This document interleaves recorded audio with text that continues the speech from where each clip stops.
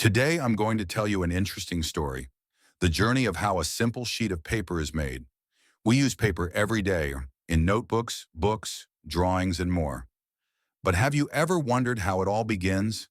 It all starts in the forest, where tall trees grow. Special trees like pine and eucalyptus are chosen carefully and cut down. But don't worry, for every tree cut, new ones are often planted, so we keep nature safe. The trees are then taken to a factory. There, machines remove the bark, just like peeling a banana.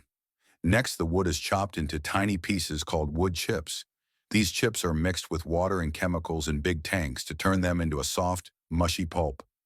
This pulp is then cleaned and sometimes bleached to make it white and smooth. Now this pulp is poured onto a big moving screen where the water drains out. It spreads out into a thin layer, slowly starting to look like paper. After that, the sheet goes through heavy rollers that press and dry it. It becomes thinner and stronger, just like the paper we use.